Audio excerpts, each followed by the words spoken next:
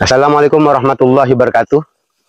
Dalam kesempatan ini, saya Haji Matin Sarkawi ingin menjawab pertanyaan yang datang kepada saya, terutama dari kawan-kawan saya, sahabat-sahabat saya dari luar Banten, terkait polemik penolakan PSN PIK 2. Ingin saya jelaskan pertama, sesungguhnya masyarakat Banten itu ramah investasi. Yang kedua, masyarakat Banten itu sejak dahulu kala sudah terbangun toleransi kehidupan umat beragama, dan kehidupan masyarakatnya harmoni, tidak mengenal etnis dan sara. Adapun yang muncul narasi-narasi anti Cina dan lain-lain yang berbentuk sara, itu karena sebagian kecil saja masyarakat Banten yang termakan provokasi dari pihak luar. Yang dimaksud pihak luar adalah, kalau kita mau jujur melihat penolakan PSN PIK 2, ini setidaknya ada dua kategori. Pertama, unsur politik, dan itu dipelopori oleh tokoh-tokoh seperti Said Didu dan kawan-kawan yang membangun narasi oligarki, dan kemudian ada siapa namanya, saya lupa orangnya namanya, ngebangun narasi etnis ya. Saya ingin membuktikan bahwa masyarakat Banten itu toleran dan harmoni, hidup bersama sebagai anak bangsa. Kita di sini ada wilayah pecinan misalnya, ya, ada Bugis. Ya, kemudian aspek toleransi di Banten lama itu berdampingan antara kelenteng dengan Masjid Agung Banten. Di Kabupaten Serang, yang sekarang Kota Serang, ada masjid, asyauroh, dan ada juga gereja. Lalu saya katakan bahwa masyarakat Banten sejatinya ramah investasi. Lihat saja bangunan-bangunan pabrik, kemudian swalayan, pusat perbelanjaan, properti juga berkembang di wilayah Banten ini. Kategori kedua, memang betul ada masyarakat Banten yang menyampaikan aspirasinya, tapi bukan berarti mereka menolak pembangunan.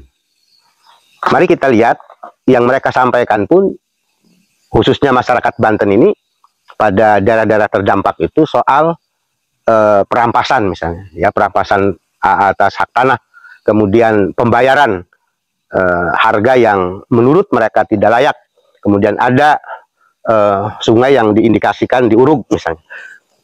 Jadi itu ada juga intimidasi ya. Jadi itu kan hal-hal yang tidak berbau politik etnis dan sara.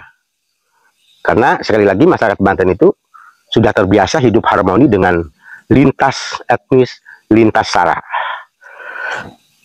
Lalu kenapa kok pertanyaannya menakutkan banget katanya? Karena ada misalnya sebut-sebut harus seizin sultan gitu kalau masuk ke wilayah Banten. Saya ingin sampaikan setegas, saya ini asli orang Banten, pakai sod ya, pakai sod. Banten ini hari inilah ya, kekinian sudah menjadi provinsi. Dulu juga kabupaten, ya, ada keresidenan. Ini pasca kesultanan ya.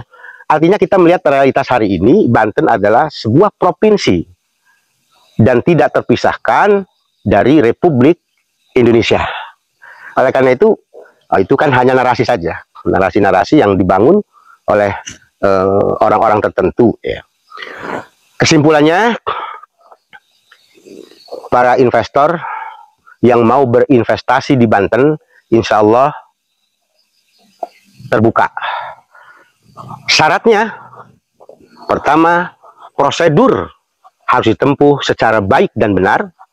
Yang kedua, teknisnya di lapangan itu juga dilakukan secara baik dan benar.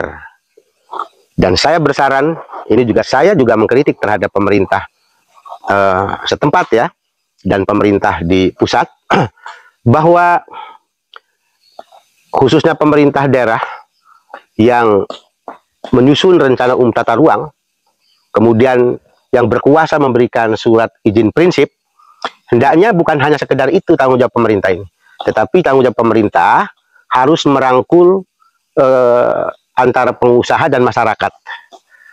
Kenapa demikian? Karena saya yakin tujuan pembangunan ini apapun itu adalah demi peningkatan kesejahteraan masyarakat. Artinya tugas pemerintah tidak hanya mengeluarkan izin prinsip, membuat regulasi rencana umum tata ruang, tetapi juga harus mensosialisasikan kepada masyarakat sehingga masyarakat paham. Lalu kepada pengusaha ini terjadi komunikasi yang terus-menerus bersama-sama dengan masyarakat agar di situ akan ada apa dan bagaimana. Lalu masyarakat di-guidance untuk bisa mempersiapkan agar nanti tidak jadi penonton. Nah, yang paling penting, investasi masuk ke Banten secara terbuka dan insya Allah damai, manakala tidak menggunakan cara-cara yang represif, intimidatif, pemaksaan, dan lain-lain yang negatif. Dan tentu kaitannya dengan soal ini pasti dengan soal pembebasan lahan kan faktanya. Nah, ini biasanya juga yang merusak citra itu adalah ini, para calon tanah atau RCTI atau spekulan-spekulan ini, biong-biong ini. Nah, ini jadi masalah. Karena itu pendekatan pemerintah daerah juga harus bisa memberikan jaminan kepastian hukum kepada pengusaha. Jangan kemudian tidak bertanggung jawab. Sebetulnya gini, kalau pengusaha itu enaknya memang tidak ada korupsi. Yang membuka peluang korupsi ini kan yang punya kekuasaan. Kalau yang punya kekuasaannya mentalnya tidak korup, insya Allah pengusaha siapapun akan lebih enak. Kesimpulannya, insya Allah para investor jangan takut masuk ke Banten, jangan terpengaruh oleh narasi-narasi yang dibangun ketika ada penolakan PSN PIK 2 ini. Ya. Karena apa? Sekali lagi masyarakat Banten itu cinta damai, Narasi misalnya disebut sebagai penjajah itu naif itu. Narasi-narasi yang etnis Sara anti Cina segala macam, enggak.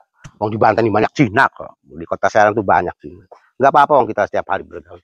Itu kawan-kawan atas pertanyaannya di video ini agar tidak saya menjawabnya agar sekaligus saja.